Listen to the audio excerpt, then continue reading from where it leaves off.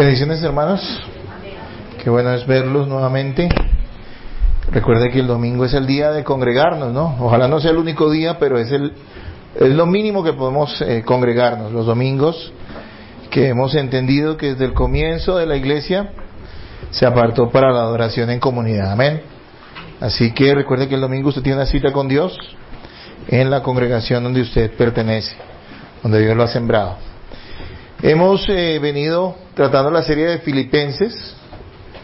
Hicimos un pequeño paréntesis 2 semanas, pero vamos a continuar. Les voy a pedir a todos que vayamos a Filipenses capítulo 1.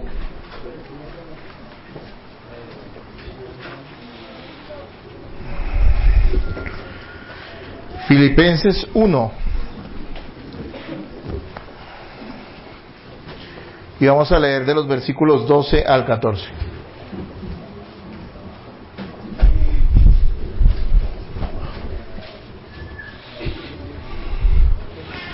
¿Lo tienen, amados hermanos? A ver, ¿por qué no lo leemos todo, ya que son solo 3 versículos? ¿Listo? Con una voz fuerte, clara, un bonito coro. Dice 1, 2, 3. Quiero que sepáis, hermanos, que las cosas que me han sucedido han redundado más bien para el progreso del Evangelio, de tal manera que mis prisiones se han hecho patentes en Cristo en todo el pretorio y a todos los demás. Y la mayoría de los hermanos, cobrando ánimo en el Señor con mis prisiones, se atreven mucho más a hablar la palabra sin temor. Una vez más, vamos a leerlo todos en voz fuerte. 1, 2, 3.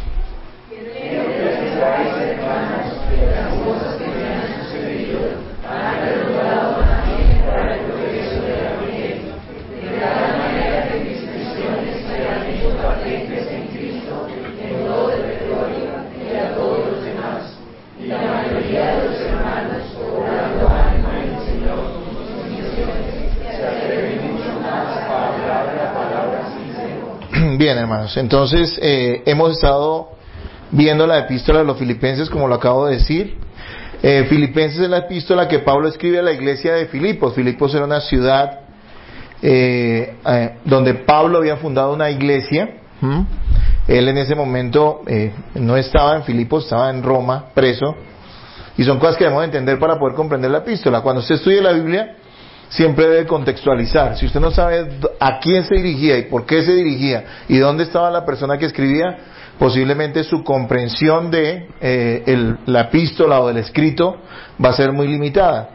Aquí entendemos, y lo hemos explicado, lo explicamos las semanas anteriores. Nuevamente quiero hacer un pequeño recorderis de que pues Filipenses fue una epístola escrita del corazón, ¿no? Con mucha gratitud, ya que los filipenses, los hermanos de la iglesia de Filipos, realmente habían apoyado a Pablo en su ministerio y habían demostrado su amor hacia él, enviándole ofrendas, ayudándole en este momento duro de su vida cuando él está preso. Y también dice Pablo que eran personas que le habían colaborado en la predicación y la proclamación del Evangelio. Así que era una iglesia muy amada por Pablo, y eso se nota en toda la epístola, ¿no? El tono, el lenguaje que él usa, las expresiones que él tiene es de mucho amor. Y uno diría, bueno, si usted ha leído la Biblia sabe que no todas las iglesias eran como Filipos, ¿no? Estuve introduciendo un poquito las semanas anteriores cuando hablamos de Corintios. Pues Corintios era un gran dolor de cabeza, la iglesia de Corinto era un gran dolor de cabeza para Pablo. No significa que no los amara, los amaba, pero era una iglesia muy carnal, una iglesia llena de pecado y de desorden, y él tiene que escribir para corregirlo, ¿no? Y hay otras epístolas donde él tiene, como a los Gálatas, donde se habían entregado al legalismo, estaban igualando nuevamente las obras a la gracia, y él tiene que corregir. En el caso de Filipos no es así. Hay amor, hay gratitud, y él constantemente les está recordando el amor que él tiene por ellos, ¿no? En la primera enseñanza que vimos hace algún mes, hace ya cerca de un mes, o más de un mes, hablamos del gozo que hay en ser perfeccionados, ¿no? Y hablábamos de cómo hay alegría para el cristiano, porque esta epístola es la epístola del gozo, de la alegría del cristiano. Hay alegría en vivir la seguridad que tenemos, en saber que Dios está haciendo un proceso en nosotros, un proceso que se llama un proceso de santificación. Es decir, vamos a ser como Cristo y estamos siendo perfeccionados. Y en eso hay gran gozo para el cristiano. Es decir, no estamos aquí a la deriva, no estamos inseguros de qué va a suceder con nosotros. si verdaderamente vamos a llegar al cielo, no vamos a llegar al cielo. Los que son de Cristo, los que han nacido de nuevo, los que tienen el Espíritu Santo, llegarán a la meta final y no llegarán de cualquier forma. Dios está trabajando en su vida, y es cuando Pablo en el Filipenses 1 dice que está persuadido de esto, que el que comenzó en ellos la buena obra que haría, la perfeccionaría. Y eso es un hecho en la vida del cristiano. Amén. Después tuvimos otra enseñanza donde hablamos del gozo que hay en la hermandad. Pablo pudo sentir la hermandad, el acompañamiento de estos hermanos que aunque estaban lejos en la distancia, estaban cerca de su corazón. Incluso habían enviado a Epafrodito para llevarle una ofrenda y colaborarle. Ese era un viaje muy largo, ¿no?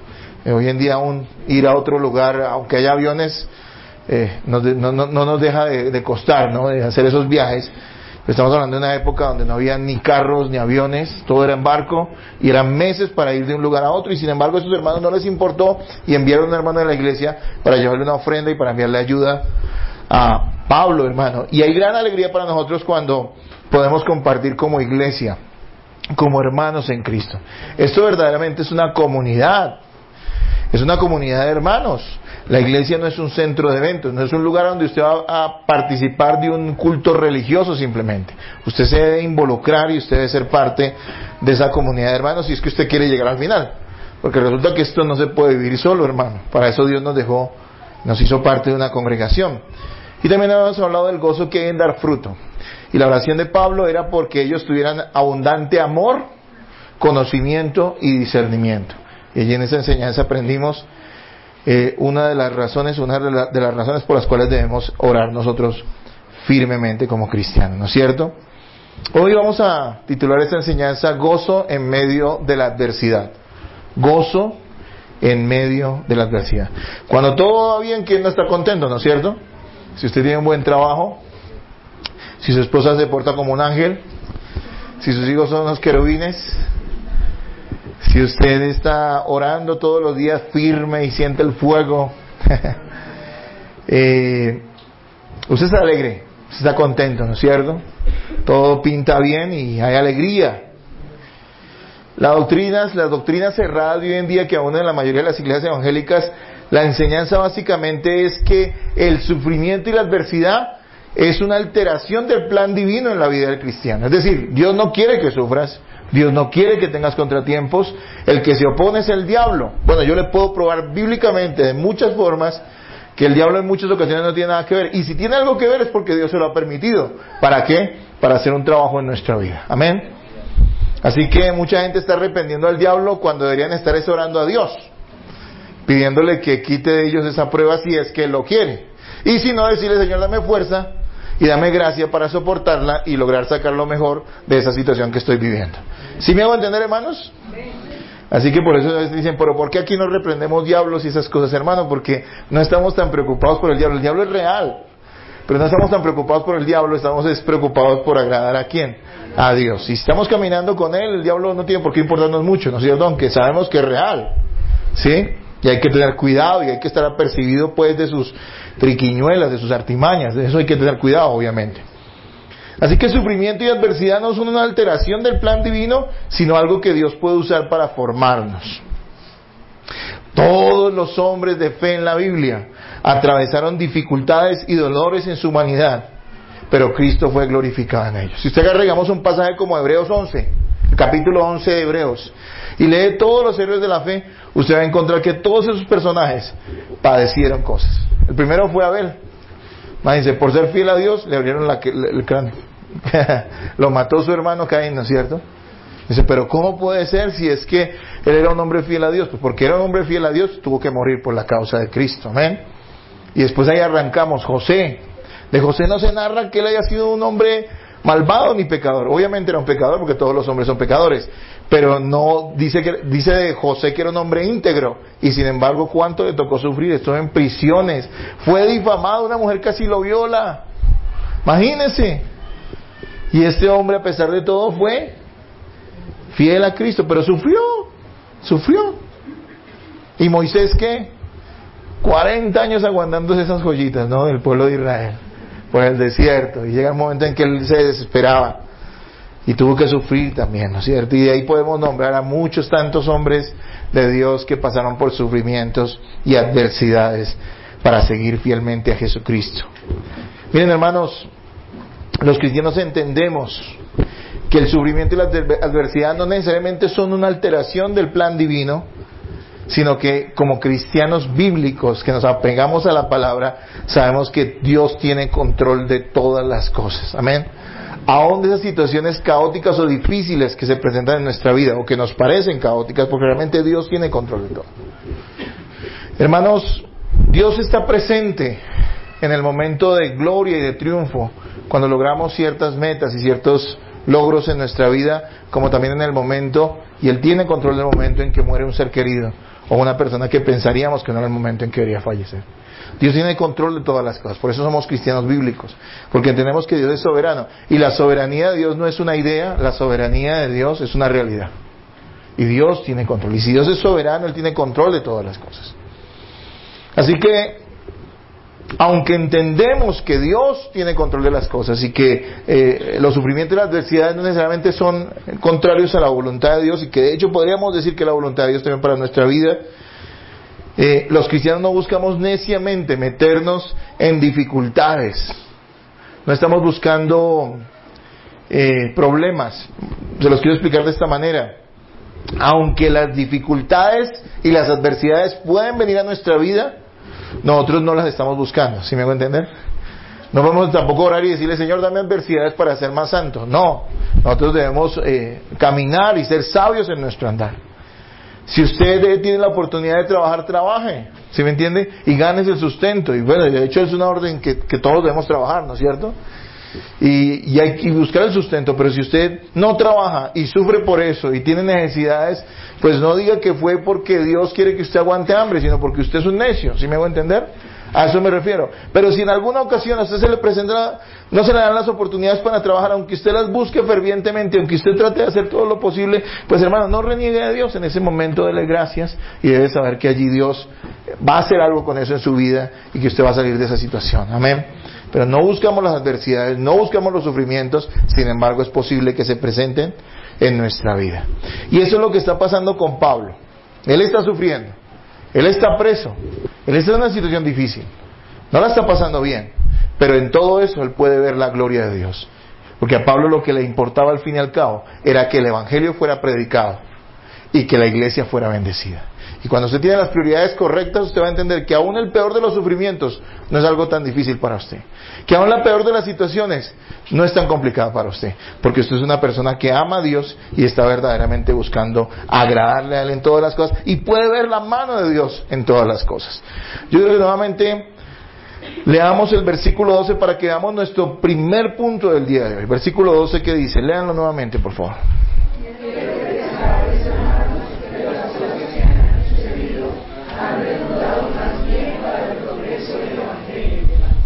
Bien, hermanos, el primer punto que quiero tratar hoy es que los cristianos sí podemos pasar por dificultades y sufrimientos, ¿no? Como les decía anteriormente, a muchos hay que enjuagarles la cabeza, limpiarles de todas las telarañas que les metieron durante tantos años diciéndole que Dios quería lo mejor para ustedes y que Él no quiere que usted sufra. Dios quiere que usted sea una persona llena de placeres y de deleites y sin sufrimientos y sin contrariedades en esta vida, que eso es lo que Dios quiere, y cuando pasa es porque usted lo quiere o porque el diablo se mete. No, yo quiero que entendamos que bíblicamente podemos comprobarle usted perfectamente que aún la gente más fiel a Dios siempre pasó por dificultades, por sufrimientos, especialmente por causa de el evangelio, ¿sí? Y empecemos con la primera frase que usa Pablo ahí. Dice, quiero que sepáis. Y eso involucra muchas cosas. Pablo les está aclarando a los filipenses el por qué le están sucediendo todas esas cosas.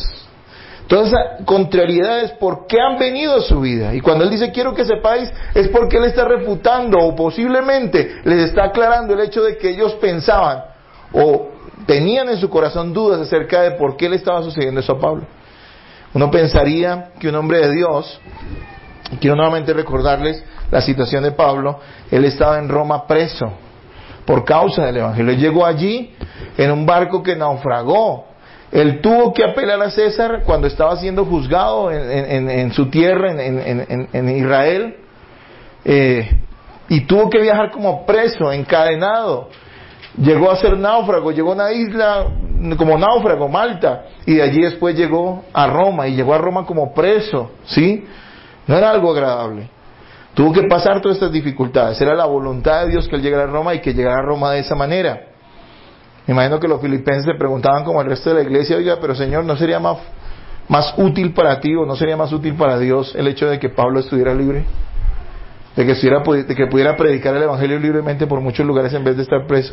Seguramente era una pregunta que ellos hacían. Posiblemente también se preguntaban si él merecía esa situación, esa circunstancia. Pero aquí no estamos hablando ni de merecimiento ni de conveniencia. Estamos hablando de algo que estaba dentro del plan de Dios, dentro del plan perfecto de Dios. Es posible que ellos estuvieran confundidos como usted se puede confundir con muchas circunstancias en su vida. Mire, usted no es más sabio que Dios. Hay circunstancias que se salen de nuestras manos. Usted podría decir, tal vez sería mejor que yo estuviera sano y no enfermo. Pero ¿cuántas personas han sido salvas en medio de la enfermedad? Cosas que nunca hicieron cuando estuvieron sanas. Nunca fueron a una iglesia. Nunca se interesaron por tomar la Biblia. Nunca se interesaron por escuchar o saber qué era lo que Dios decía de ellos mismos. Y solo hasta que estuvieron postrados en una cama, allí verdaderamente entendieron que no eran nada y que necesitaban al Salvador. ¿Cuántas veces ha pasado eso? ¿Quiere decir que toda la gente va a ser salvada a través de la enfermedad? No, pero Dios conoce cada corazón y Él sabe cómo trata a cada persona. ¿Cuántas personas en la riqueza y en la opulencia eran orgullosas? Tal vez ni siquiera tenían que ser ricos, tal vez tenían 3 o 4 centavos o un buen trabajo que les daba para comerse algo más de lo que habitualmente se comían. Y eso les saciaba el corazón y les hacía pensar que ellos eran gente que estaba bien y que al fin y al cabo incluso llegaban a pensar que Dios estaba con ellos porque les estaba yendo bien en la vida, aunque eso no era realmente la aprobación divina sino su misericordia. Y solamente hasta cuando estuvieron en la dificultad económica, cuando estuvieron en la prueba dura, allí se acordaron de Dios. Allí Dios pudo trabajar su corazón.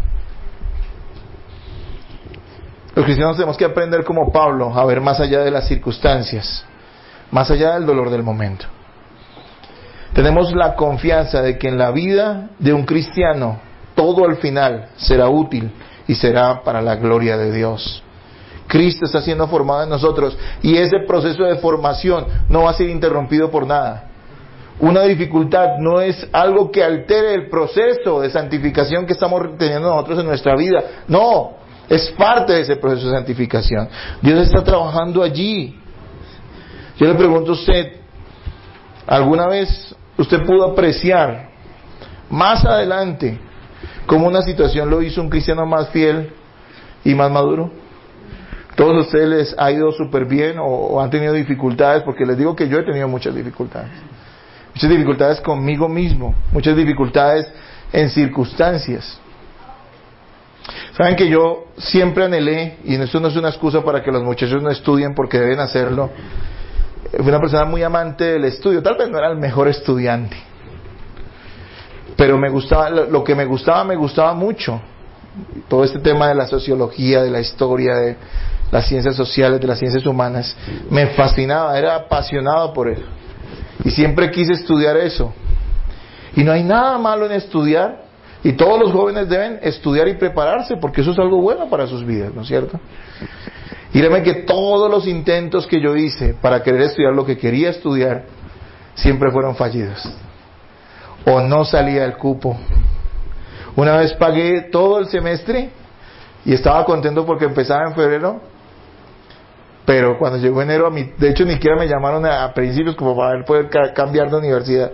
Cuando me llamaron a finales de enero, me dijeron que ya no podía estudiar, que habían cambiado la jornada. Yo no podía estudiar de día porque no tenía que trabajar y yo iba a estudiar de noche, pero que de noche quitaron el curso y que me podían pasar de día. Y le dije, no puedo.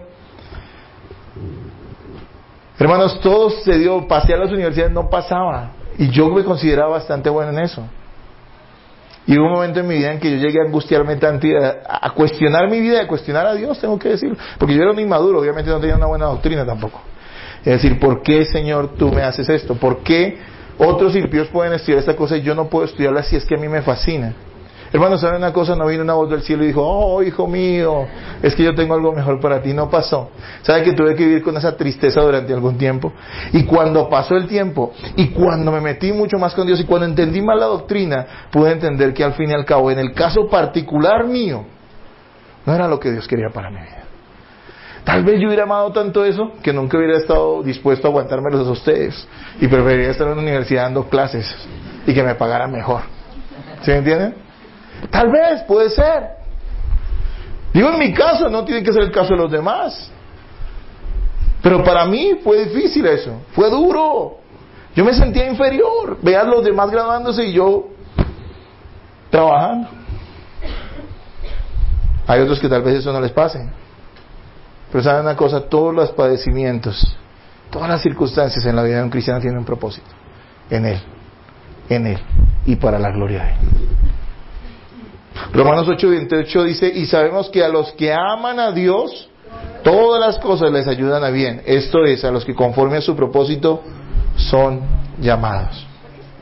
Y aquí no está diciendo que si usted pierde un trabajo no se preocupe porque Dios le va a dar uno mejor.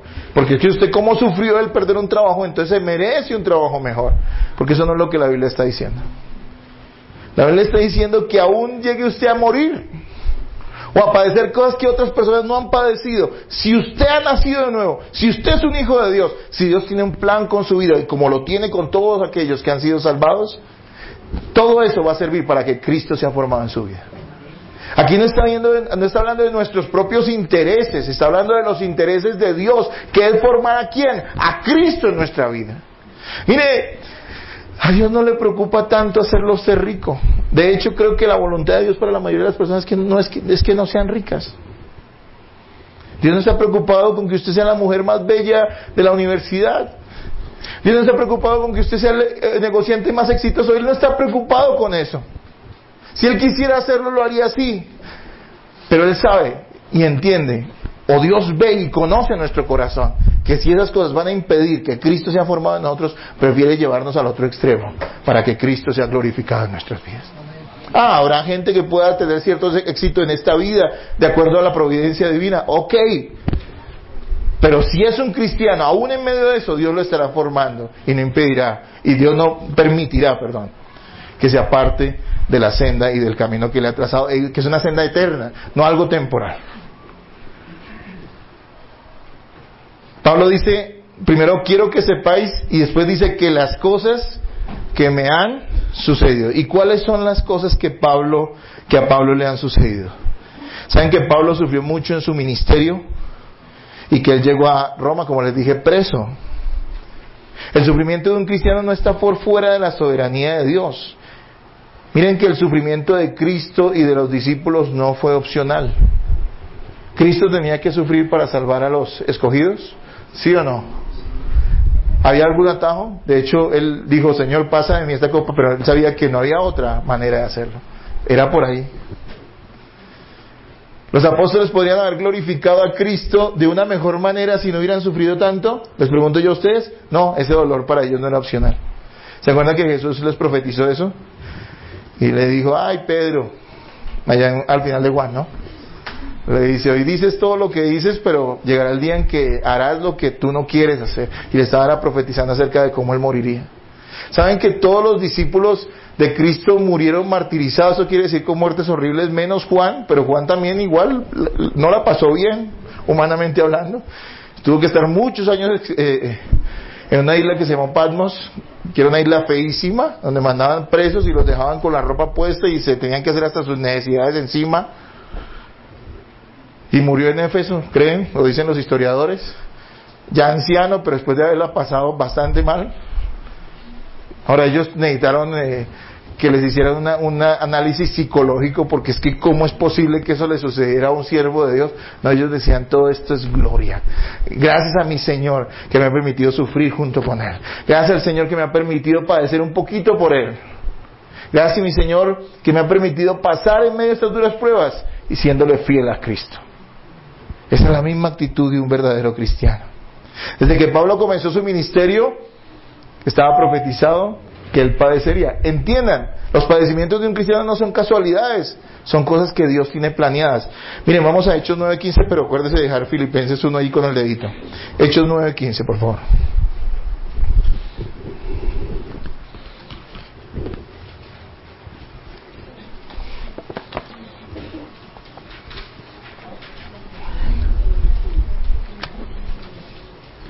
¿Lo tienen, hermanos?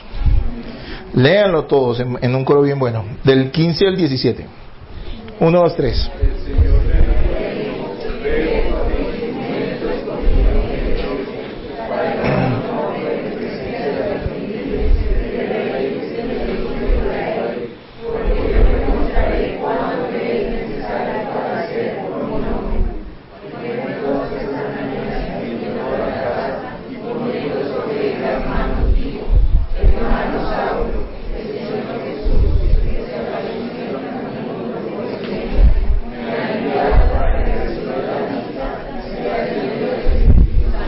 Cuando Pablo iba camino a Damasco, Jesús se le aparece, él queda ciego por el resplandor de la gloria del Señor, y a partir de ese momento él se convierte a Cristo y empieza a servirle, o tiene un llamado a servirle.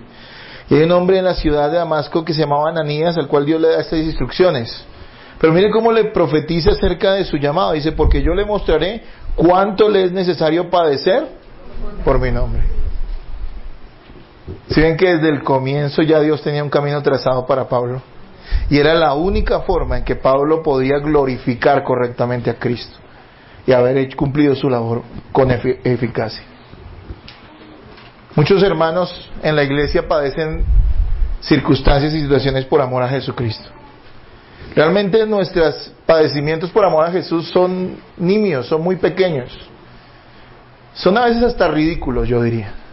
He visto gente llorar a moco tendido porque su familia la rechaza a partir del momento en que cree en Jesucristo, cuando para mí pues eso no sería una tragedia, sinceramente, porque el valor de Cristo es más grande que cualquier otra cosa. He visto gente que le aflige tremendamente que en su empresa o su grupo o su círculo de amigos los hagan a un lado porque ahora quieren ser fieles a Dios. Y para ellos es una cosa tan complicada que buscan de alguna manera, y a veces van a una consejería esperando decirle a uno, buscando en una respuesta para ver cómo pueden negociar y de cierta manera seguir agradando a los hombres y agradando a Dios, lo cual es imposible. Hermanos amados, dice Pablo allí más adelante, han redundado más bien para el progreso del Evangelio. Estamos en el versículo 12 del capítulo 1 de Filipenses. Dice, quiero que sepáis que las cosas que me han sucedido han redundado más bien para el progreso del Evangelio. ¿Por qué Pablo podía estar gozoso? Porque Pablo podía estar gozoso en medio de una situación tan difícil. Es que ser preso no es fácil. No lo es hoy y no lo era en esa época. Mucho más difícil en esa época. Porque Pablo podía estar gozoso después de que su exitosa carrera de fariseo se vio truncada por seguir a Jesucristo, porque Pablo era de la élite. Si usted lee Filipenses, lo vamos a estudiar en este mismo libro más adelante en el 3, él presenta su hoja de vida. Y la hoja de vida de Pablo, déjeme decirle que no la teníamos ni usted ni yo. Era un tipo excelente en lo que hacía. Y él dice que todo eso lo tenía, como lo vamos a ver. Dice, todas esas virtudes que yo tenía, todas esas cosas que la gente admiraba en mí, todo eso que yo tenía una carrera prometedora, yo iba a ser alguien en esta vida. Pero ¿sabe una cosa? Todo eso lo tengo por estiércol, que es la palabra que él usa, no basura, como dice ahí. ¿Cómo Pablo puede hacer eso? ¿Cómo puede usted, si es un verdadero cristiano, menospreciar? Me sacan aquí el perrito, por favor.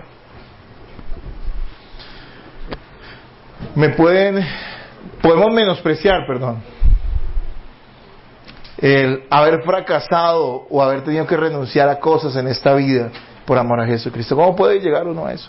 Cuando la gente se está acercando hoy en día a las iglesias, es para todo lo contrario, para ver cómo la iglesia o Dios, entre comillas, puede ayudarles a realizar sus propios sueños. Cuando tú llegas al verdadero evangelio te das cuenta que es todo lo contrario, que Dios dice, todo lo que tú piensas, todo lo que tú sueñas a mí no me sirve para nada, es basura. ¿Estás dispuesto a creer que es así? ¿Estás dispuesto a considerarlo como nada por seguirme a mí? Bueno, hermanos, la única manera en que un verdadero cristiano tenga gozo verdadero en Cristo es cuando tiene sus prioridades y su corazón en el lugar correcto. cuando Pablo puede decir, oigan, me está pasando todo esto y es tan difícil para mí, pero ¿saben? Me alegro, porque todo esto ha redundado más bien para el progreso del Evangelio.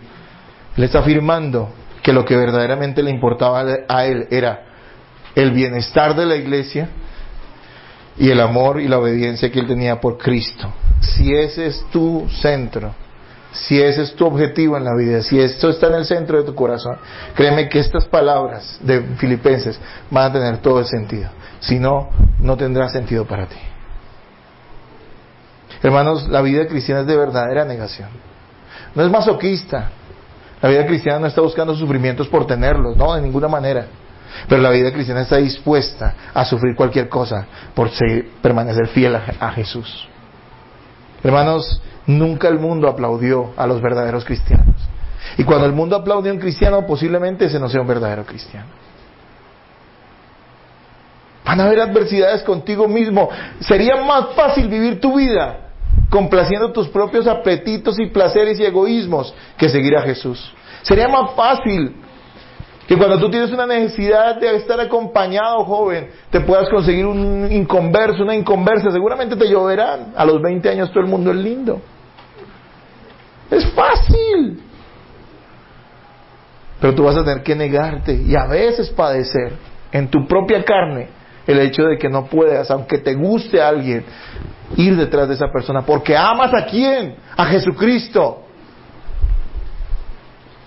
No es fácil para una esposa que tiene un marido inconverso o un marido que si es cristiano no lo es, obedecerle, honrarle. No es fácil cuando ese hombre es abusivo. No es fácil cuando ese hombre es duro.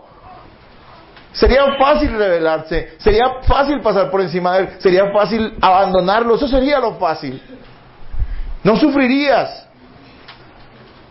Pero por obedecer y amor a Cristo, porque el nombre de Cristo sea honrado, porque Él sea testificado, porque en la obediencia podamos mostrar el amor que tenemos por Dios, es más difícil, quedarse allí y orar y ser paciente y sufrir a veces esa persona tan dura por amor a Jesús. Pero solamente esto se puede concebir cuando Cristo es el centro de nuestras vidas.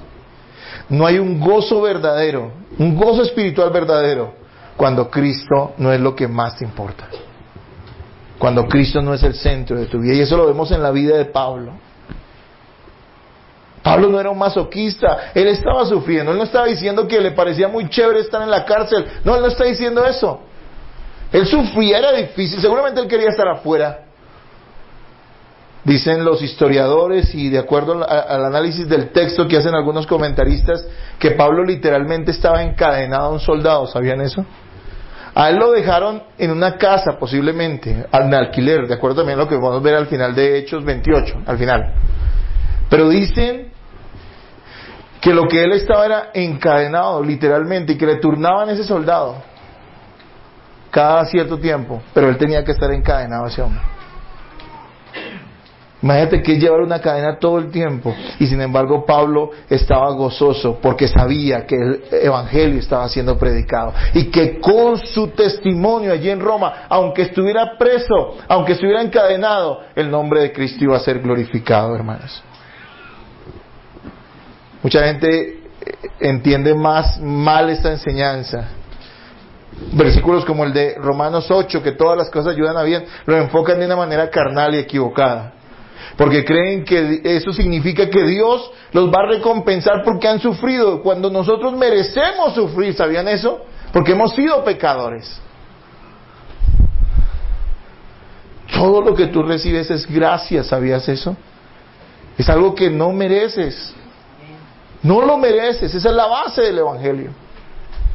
Así que puedes estar agradecido aún si lo único que tienes para comer es un pan, porque ese pan no lo merecerías. No mereces ese pan.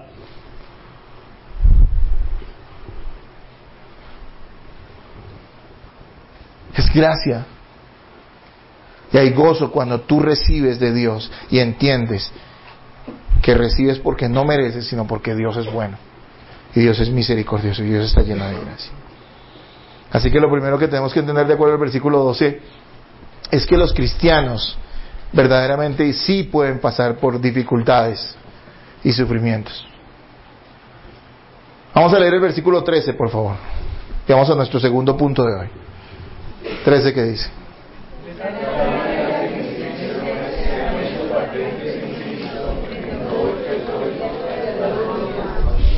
Hay circunstancias que nosotros vamos a poder evitar siendo sabios. Yo les dije que no era que buscáramos los problemas, sino que en ocasiones por ser fieles a Cristo esos problemas vienen. Ustedes no saben cuántos enemigos yo me he hecho por ser fiel a Dios. Mire, si yo fuera un pastor bacán, no sé si entienden la expresión del griego, el bacán. Yo no le diría nada a nadie. Me haría el de la vista gorda. Diría como muchos dicen, no juzgue. Cuando la palabra dice que a los pastores Dios nos puso en la penosa tarea de tener que estarle diciendo a la gente y corrigiendo a la gente, porque ¿saben cuál es la imagen del pastor, no? ¿Qué tienen los pastores naturales en la mano? Una vara y un callado, ¿no? Son palos para guiar las ovejas, ¿no? Una es una horqueta para agarrarlas del cuello a las que se están yendo por allá, y la otra es un palo para irlas encauzando, ¿no es cierto? Dicen que incluso algunas ovejas tienen que quebrarle las patas para que no salgan brincando, y eso no es agradable, ¿no es cierto? Hermanos, yo me he hecho de muchos enemigos porque he tenido que decirle la verdad, porque le he tenido que decir a los fornicarios, apártense del pecado y sepárense. No les gusta. Porque he tenido que decirle al que estaba robando en su empresa que deje de ser ladrón y que se porte honradamente. Oye, ese pastor, es que ¿será que él nunca cometió un error? Él debería estarme diciendo que no, que Dios me perdona. ¿Cómo te va a perdonar Dios si no te arrepientes? ¿Sabes que el perdón sí está condicionado? ¿Sabías eso? A que te arrepientas y pongas tu fe en Jesús. Porque uno ha tenido que a veces decirle cosas a las personas, la gente se levanta contra uno. Pero ¿saben una cosa? Eso es un precio que hay que pagar por amor a Jesús. Ahora, hay cosas que son inevitables como esa, pero hay cosas que podemos evitar. Hay sufrimientos que podemos evitar porque nos metemos en ellos no por amor a Cristo, sino por necios. Y si uno es sabio, se evita muchos problemas en la vida. ¿Sabían eso? Es que no todo sufrimiento glorifica a Jesús. ¿Sí? ¿Sí me va a entender? Si usted va a la cárcel por ladrón, va a sufrir. Ahora, no niego que Cristo puede ayudarlo allí. Claro, si usted se arrepiente. Pero usted está sufriendo porque lo merece. ¿Sí me entiende? Pero si usted por ser fiel a Jesús es difamado, es odiado, la gente no te quiere, o incluso como llega en este caso el apóstol Pablo en su época a ser encarcelado, hermano, todo eso tiene gloria y glorifica a Cristo. Ahora hay circunstancias que necesariamente no nos las hemos buscado, pero que en las cuales también Dios puede ser glorificado. Es decir, de pronto usted no buscó estar enfermo, procuró no enfermarse, fue responsable con eso, pero todavía se enfermó. Ahí no hay ni una cosa ni la otra. No fue algo que usted pudiera evitar y tampoco fue algo que usted se buscó.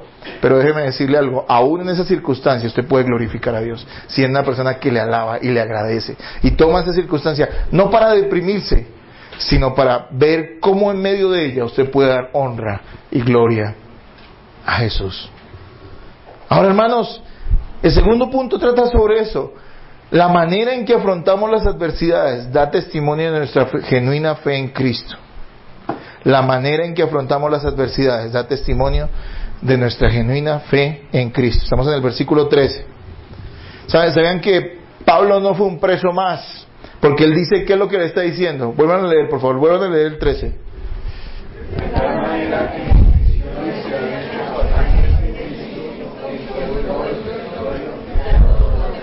¿Sí ven lo que dice? Dice, mis prisiones se han hecho patentes en Cristo en todo el petróleo.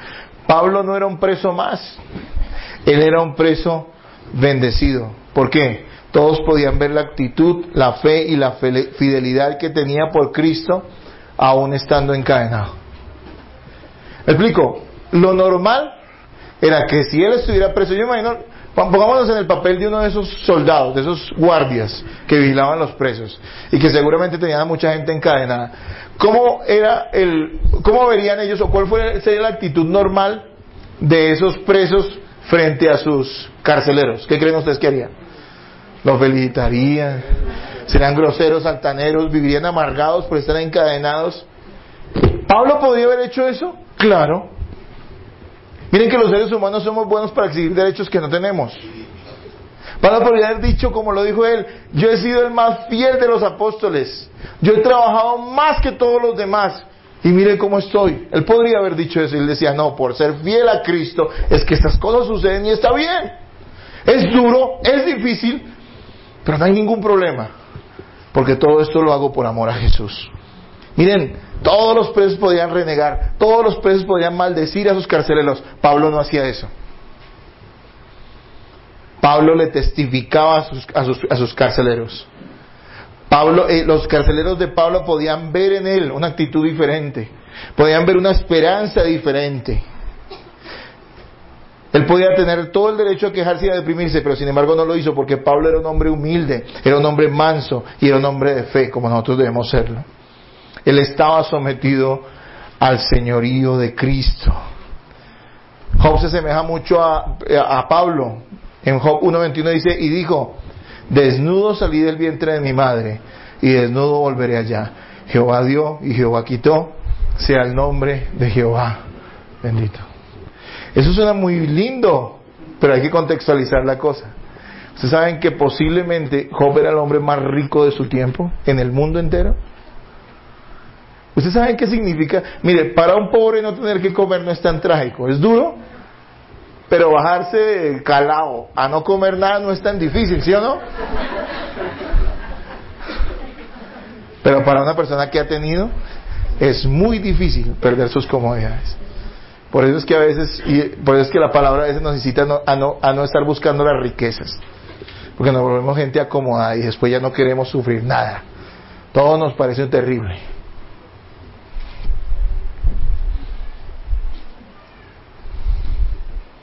Job lo tuvo todo y lo perdió todo en un momento.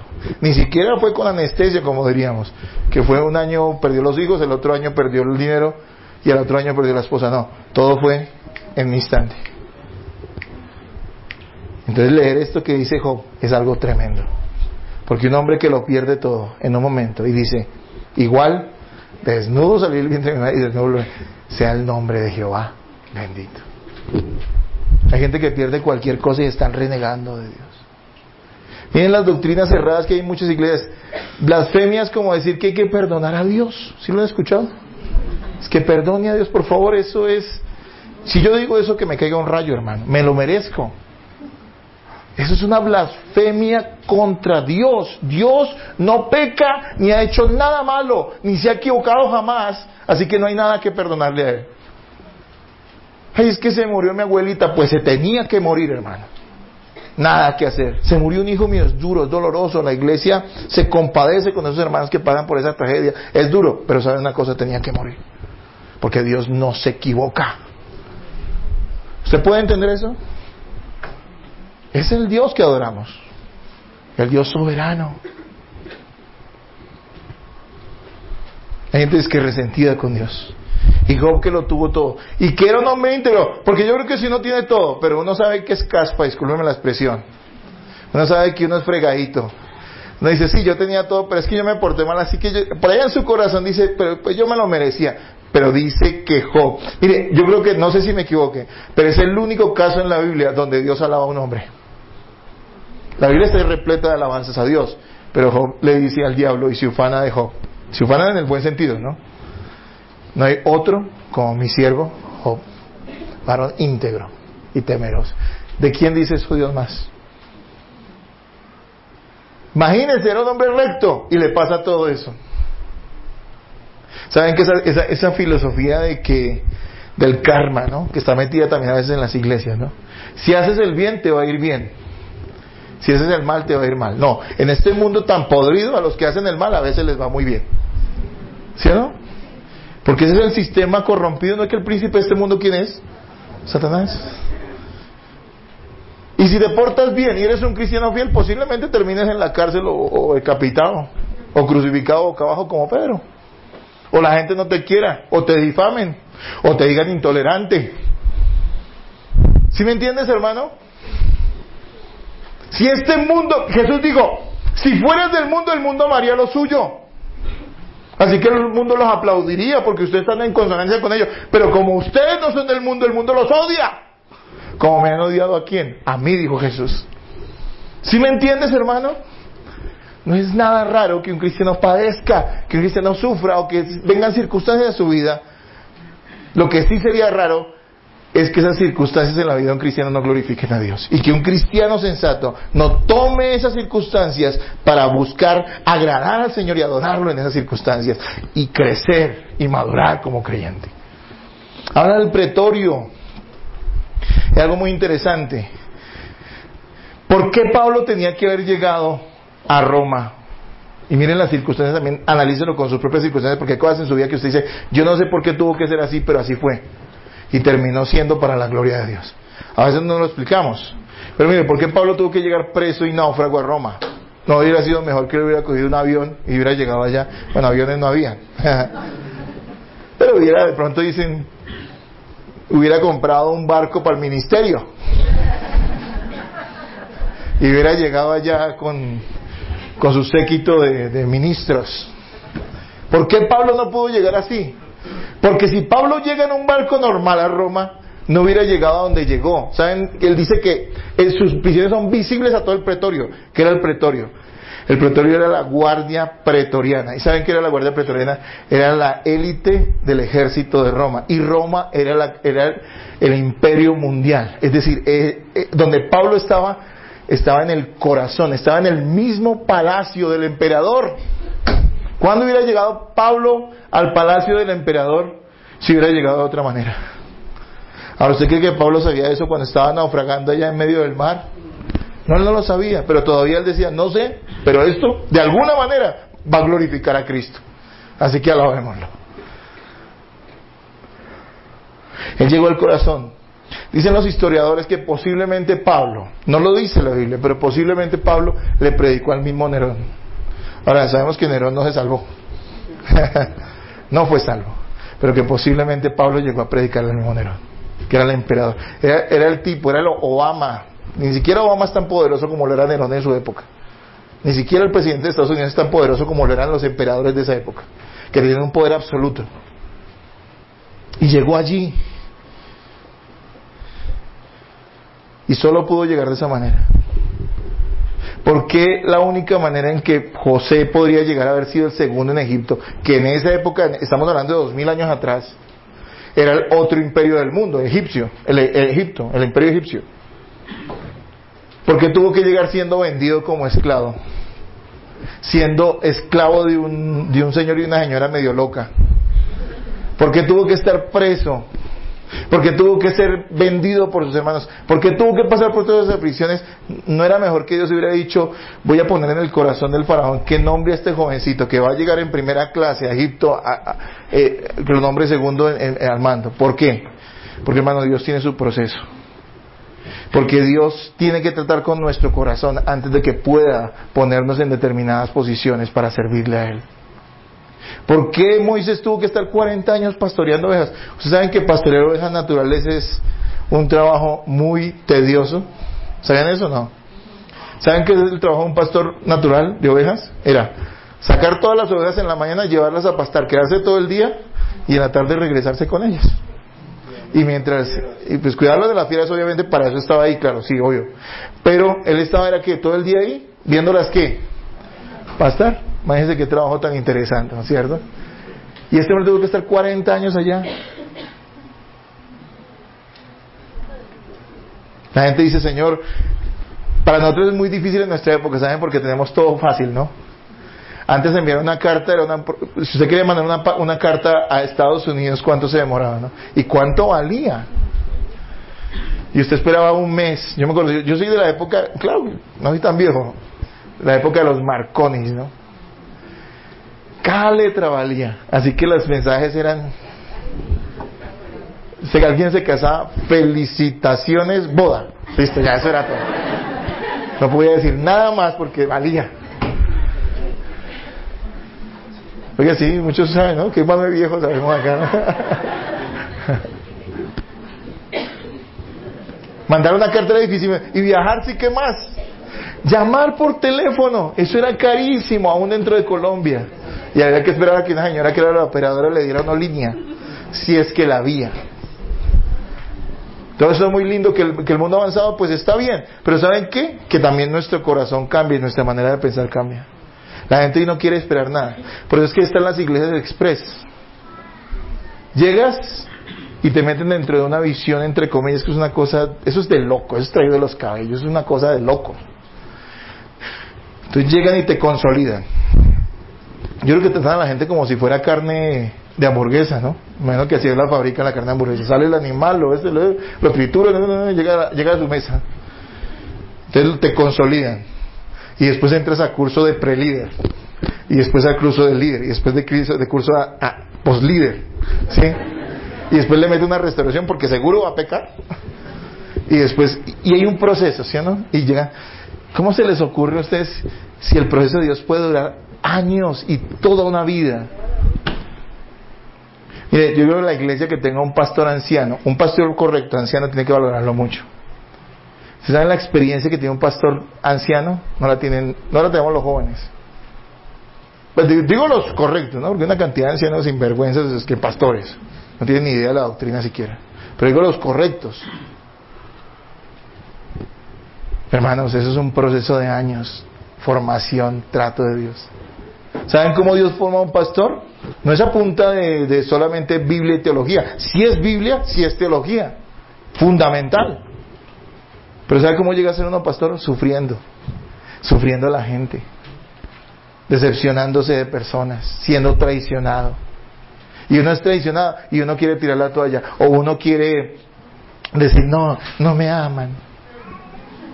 Y entonces Dios lo pone a uno y le dice, es que yo no te llamé a otra cosa, yo no te llamé para que fueras amado, te llamé a servirme, sigue ahí, sigue predicando, ámalos aunque te odien, dile las cosas aunque después no te quieran volver a hablar, pero tú eres mi voz, ahí tienes que estar, súfrelos, así se forma un cristiano y así se forma un pastor. Y eso no tiene el periodo definido, eso no es una universidad, eso no es decir 5 años, eso es toda la vida Dios formante. Y como cristiano, ¿sabes cuál es tu título? Tu título no va a ser en una universidad o en un seminario bíblico. ¿Saben cuál va a ser el título de todos nosotros? Allá, en la gloria, la corona que recibirás de Él. ¿Sabes cuánto tiempo vas a tener que estudiar? Entre comillas, estudiar, eso no es un estudio. Vas a tener que ser formado toda tu vida. Y vas a tener que aprender a soportar. Y vas a tener que levantarte cuando caes. Y no quedarte ahí tendido, sino seguir adelante, con fe en Jesús. Cuando tú sabes que tú no tienes nada, que no tienes fuerzas para seguir, tienes que entender que tienes que mirar a Jesús y no verte a ti. Y seguir adelante con el Señor. Eso era lo que Pablo veía en su vida.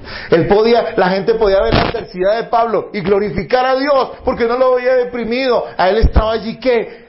Glorificando a Cristo. Entonces muchos tendrían que terminar diciendo, oigan, el Dios de este Señor, de Pablo, es real.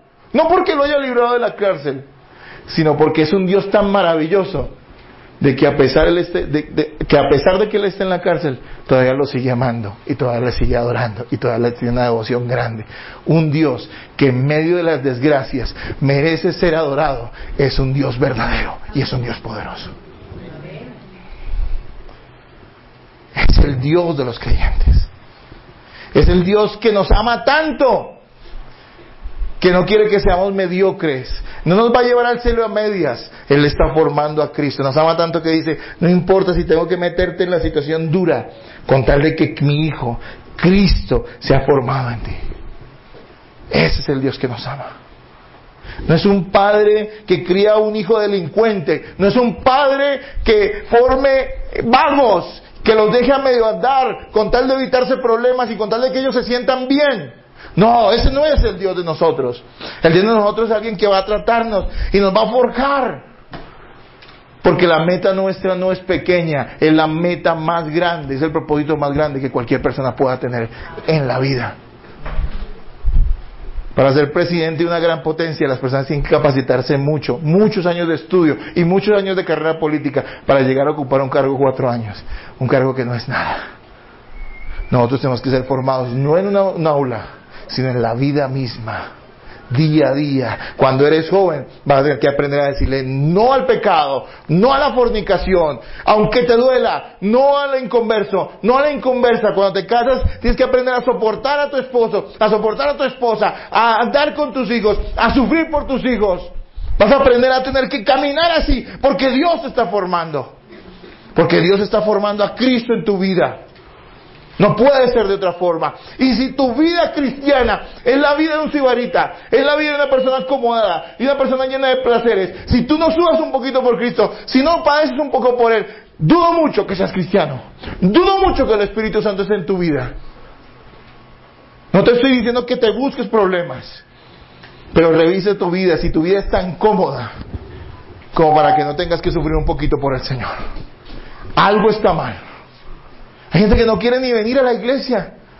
Hay gente que quiere llegar tarde siempre a la iglesia porque el domingo es el día de descanso. Tú eres una vergüenza, amigo, discúlpame.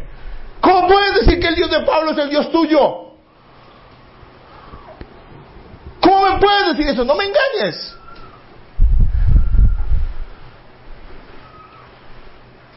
El Dios de Pablo, que merece ser adorado con cadenas, es el Dios tuyo que te aguanta cuando te levantas a las 10 de la mañana. No puedo creerlo. O yo estoy mal. Cada día me levanto y digo, Señor, soy indigno. Tengo muchas bendiciones. Una esposa maravillosa, un techo, unos hijos.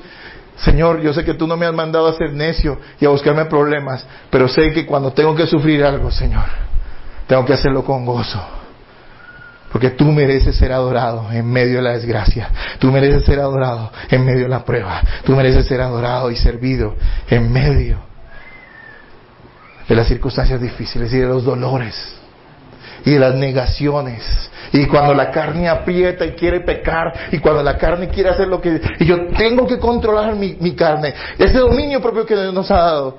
Y duele, porque es que duele eso. Duele el alma, duele la carne. Y yo digo, gloria a Dios, porque allí Cristo está siendo formado en mi vida. Ese es el Dios al que servimos. Otro Dios no vale la pena servirle. El Dios de la mayoría de las iglesias, mejor no vayas, dedícate a pecar. Es un Dios pobre, miserable, es un Dios que no merece ser adorado. Ese no es el Dios de la Biblia, el que ellos predican.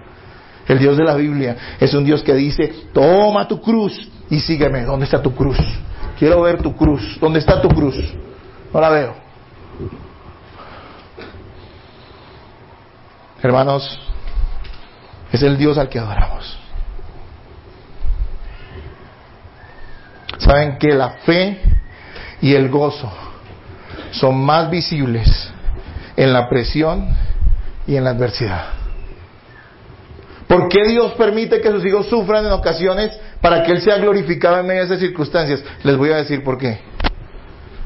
Si tú enciendes una vela en esta luz que hay, incluso si hubiera más luz, y la pones acá, puedes ver en la luz, pero no hace ninguna diferencia. Si la apagas, sigue habiendo luz, ¿sí o no? Pero si estamos en un cuarto oscuro, donde no se puede ver ni siquiera la nariz, la punta de la nariz, donde es oscuro, y tú prendes un fósforo, la luz de ese fósforo es preciosa, y brilla y resplandece más que cualquier cosa. Cuando personas que han pasado por tragedias, cuando personas saben lo duro que es afrontar ciertas circunstancias de su vida, deciden por la gracia de Dios en ellos seguir adelante con el Señor, y no tienen una actitud de amargura, no tienen una actitud de depresión, sino una actitud de gozo. Están contentos. Puede que sufran, yo no estoy diciendo, puede que lloren, eso es posible, eso somos seres humanos, yo entiendo eso. Pero hay gozo, hay perseverancia. Siguen adelante, hermano. Déjeme decirle que ese es mayor testimonio que si Dios a ti te entregara $10 millones. Da más gloria a Dios el hecho de que un cristiano padezca y aún así sea fiel a Cristo, que el hecho de que Dios le entregue todo, las riquezas de este mundo.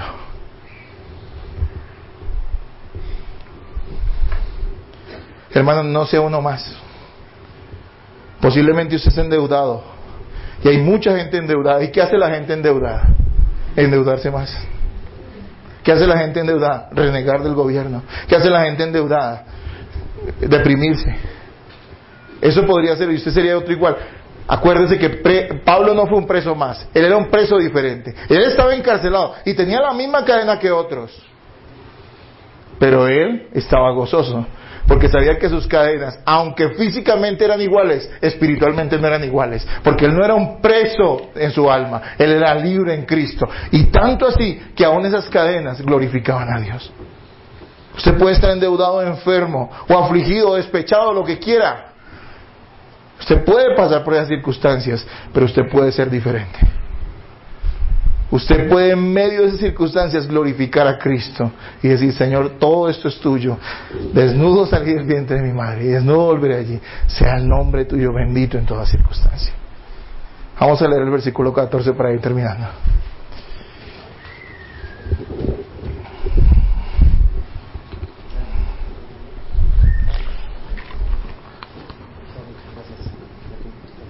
Ok, tranquilo. Versículo 14, ¿lo tienen, hermanos?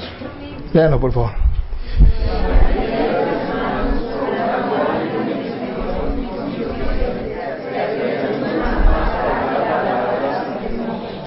Tercer punto, las aflicciones de un cristiano fiel siempre son fructíferas y exaltan la gloria de Cristo. Les dije primero que todo que los cristianos sí pueden pasar por dificultades. Les dije número 2, que la manera en que afrontamos esas dificultades puede glorificar a Cristo. Y número 3, les estoy diciendo que las aflicciones de un cristiano, sin importar cuáles sean, siempre van a dar un fruto que exalta a Jesucristo. Pablo dice que estando él preso, si él estuviera libre, posiblemente visitaría a los hermanos y podría estar en el lugar, en la casa donde se reunían, y podría predicarles. Pero dice que estando preso, pasó algo que no hubiera pasado si él hubiera estado libre, y es el hecho de que ellos, al ver la actitud de Pablo, la fe y la fidelidad de Pablo en medio de esa circunstancia, se envalentonaron. Se llenaron de fe, se llenaron de valor. Y dijeron: si Pablo está dispuesto a sufrir eso por Cristo, nosotros también lo vamos a hacer. Ellos no se asustaron. Dijeron: este hombre nos está dando ejemplo, este hombre nos está inspirando. ¿Cuántos buenos ejemplos necesitamos nosotros? Y usted puede ser uno de ellos. De en medio de las circunstancias difíciles, con su familia, con su salud, con su economía, por servir a Cristo, en esas circunstancias que se le presentan difíciles, que usted a veces siente que no puede más. ¿Cuánta gloria puede dar y cuánto ejemplo para otros cristianos cuando usted pasa por esas circunstancias y lo hace de la manera correcta, alabando y adorando a Cristo y siendo fiel a Él? Pablo en la cárcel no se quedó quieto, él predicaba y enseñaba, dice que la gente lo visitaba. Si usted lee el capítulo 28 de Hechos, y lo puede leer en su casa, va a ver que incluso citó a los mismos judíos, les predicaba, la gente lo visitaba y allá les predicaba. Los guardias, todos fueron influenciados por Pablo, seguramente muchos se convirtieron, seguramente muchos creyeron en Cristo, pegados a esa cadena. Eso sí era una audiencia cautiva, ¿no? Hay que una cadena de manera que se fueran para otro lado. Tampoco vieron en Pablo una actitud de renegar o de desesperación. Este hombre estaba tranquilo, sufría, no dejaba de ser un ser humano. Yo no estoy diciendo que no es que padezcamos o suframos o nos duelan ciertas circunstancias. Claro que nos duelen, somos seres humanos. Pero la cuestión es: ¿qué estamos haciendo con ese dolor? ¿Lo estamos llevando a la cruz? ¿Le estamos diciendo: Dios, confío en ti? Señor, haz algo con esta situación? Que la gente pueda ver en mí a un cristiano padeciendo por amor a Cristo o en amor a Cristo. Tu fe y confianza en Cristo puede hacer de una situación adversa una gran bendición para ti y para quienes te rodean. Hermano, usted no ha tenido, yo no sé si usted, yo lo he tenido, pero usted no ha tenido la oportunidad de ser bendecido por alguna persona que está pasando por una circunstancia difícil, que lo avergüenza a uno, ¿no es cierto? Y él dice: yo que me reniego de esto y realmente lo tengo es todo. Y esta persona que está pasando por esta circunstancia tiene un amor y una entrega por Jesucristo impresionante. Necesitamos esos buenos ejemplos y usted puede ser uno de ellos. Los tiempos de dificultad pueden ser más dulces en oración, en dependencia divina y en vivencia de la palabra de Dios. Cuando usted está en una situación difícil, cuando usted no tiene nada más. A veces me pregunto mucho, no estoy juzgando, pero a veces veo a la gente muy dispuesta a comunicarlo todo por esos aparaticos. A veces son hasta tan desocupados que ponen ahí: me siento triste, me siento alegre. O sea, es decir, eso no tiene uno nada en la vida que hacer, ¿sí o no? Eso es una cosa estúpida, pero bueno.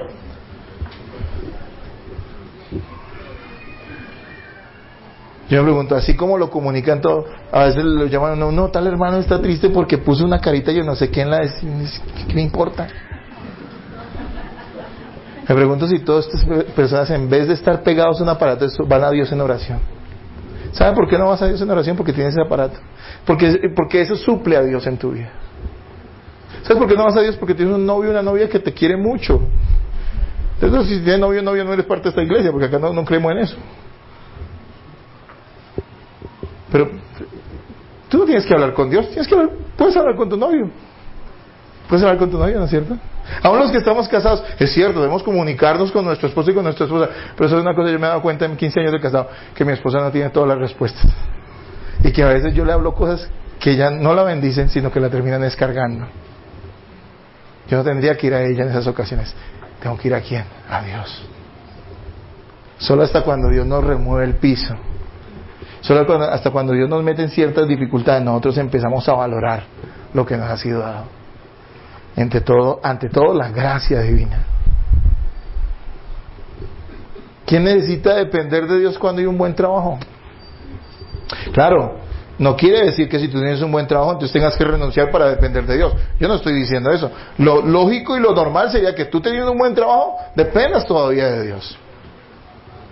Pero Dios conoce tu corazón. Si tú eres de Cristo, el Señor cela a sus hijos, ¿saben eso? Él no comparte. Dice, listo, yo te dejo un ratico ahí, pero cuando venga va a venir y vas a llorar. Pero es que tú eres mío y yo te estoy formando. ¿Te acuerdas lo que le decía? Y si pruébame eso bíblicamente, pastor, que Dios nos mete en cosas y hace cosas porque nos ama y porque Él quiere perfeccionarnos. ¿Se acuerdan del mismo Pablo? ¿Se acuerdan del aguijón en la carne? ¿Se acuerdan que él oró al Dios y que el Señor que le decía? Pablo dijo, yo reclaro que soy sano. Y fue sano. Y todas las glorias, pues no. Pablo con mucho respeto decía, yo rogaba al Señor a ver si Él me quería quitar eso. Y el Señor me dijo, no, bástate de mi gracia. Porque Pablito, con toda la revelación que yo te he dado, que no se la daba a ningún hombre sobre esta tierra, si tú eres muy autosuficiente, te me vas a volver orgulloso. Y si te me vuelves orgulloso, no me vas a servir para nada y posiblemente me toque darte más duro y posiblemente me toque quitarte de este mundo antes de tiempo. Así que es mejor meterte en esas circunstancias. Ahora, si uno está en una circunstancia difícil, ¿quiere decir que no luche por salir de ella? Bueno, no estoy diciendo eso. Hay que salir, pero con gratitud, no con desesperación, ¿sí me hago entender? Si usted está enfermo, pues ¿qué debe hacer? Ir al médico. No estoy diciendo que se quede allá en la casa, no, esto es para la gloria de Dios. Sí es para la gloria de Dios. Sí puede ser para la gloria de Dios. Pero usted va al médico. Y si Dios le concede que se sane, gloria a Dios por eso. Amén. Nuestras circunstancias no son la palabra final. La palabra final siempre la tiene el Señor. Hermanos amados, porque es importante que en medio de las circunstancias difíciles nosotros glorifiquemos a Cristo con nuestra actitud y con nuestra adoración. Porque cuando nosotros somos fieles a Dios en medio de las circunstancias difíciles, Cristo es exaltado y la gente puede conocer al Dios al que servimos. Mire, cuando un hombre está dispuesto a hacer cualquier cosa por una mujer, que yo creo que no debería ser así, pero si un tipo está dispuesto, no sé, a irse al otro lado del mundo por amor a la mujer, uno por lo menos se interesaría por conocer cuál es esa vieja, porque uno dice, ¿qué tendrá de buena esa mujer como para que este hombre haga esas bobadas por ahí? ¿Sí me entiende? O sea, el hecho de que este hombre esté dispuesto a sacrificar cosas, habla bien de ella, aunque es un humano. Cuando alguien está dispuesto a alabar y adorar a Cristo en medio de las circunstancias difíciles y de la adversidad, eso habla bien de nuestro Salvador. Hermanos, el gozo espiritual, yo diría, no sé si está bien dicho, no es necesario ni siquiera en las circunstancias buenas, porque cuando uno está muy bien, tiene alegría humana, está contento, ¿sí o no? El gozo se vive en las dificultades. Hay paz, hay satisfacción en Cristo, a pesar de que hay una tormenta a nuestro alrededor. Hermanos, finalizo diciéndoles, las aflicciones de los incrédulos siempre son estériles. El incrédulo sufre, ¿y para qué es? Para que se rebele más contra Dios y para que tenga un resentimiento más profundo hacia Dios. Mucha gente dice en el mundo, ¿qué estaré yo pagando para que me suceda esto? Yo no quiero empezar a nombrar la lista, ¿sí? Pero le voy a decir que se lo merece. No importa quién sea usted, porque todos son pecadores. Así que si usted aflige si un incrédulo se aflige, ¿para qué? ¿Eso que produce? Nada. Maldición, orgullo, soberbia, resentimiento, dolor. Pero cuando un cristiano padece ese padecimiento, si el cristiano lo toma con la actitud correcta, con fe y adoración a Dios, puede producir mucho fruto, un fruto de gratitud y de alabanza a nuestro Señor. Y Dios puede usar esa circunstancia para cumplir su propósito en nuestras vidas. Así que, hermano, la pregunta es, ¿cómo afronta usted las circunstancias? ¿Como un cristiano o como un incrédulo? ¿Qué es usted? Incline su rostro, hermano, y vamos a orar. Padre, muchas gracias. Te doy con todo mi corazón. Con todo mi corazón. Por haberme permitido estar aquí hoy. Señor, yo no soy mejor que nadie. Estoy seguro, Señor, de que Tú te hubieras podido proveer de mejores pastores para esta grey. Pero a Ti te ha placido, Señor, que yo esté hoy aquí enseñando Tu palabra. Ruego, Señor, con todo mi corazón,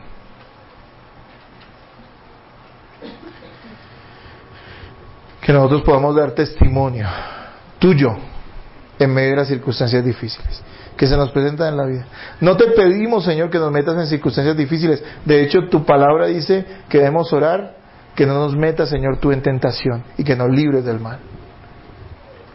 Pero te pedimos, Señor, que si esas circunstancias llegan a nuestra vida, podamos, Señor, con gracia dar testimonio de un Dios al que amamos y servimos a pesar de lo que nos suceda.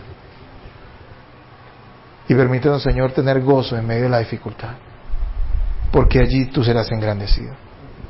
Señor, Te doy muchas gracias por cada persona que ha venido hasta aquí hoy. Y Te pido con todo mi corazón que los llenes de Tu santa presencia y de Tu Santo Espíritu. En el nombre de Jesús. Amén. Amén. Hermanos, espero que esta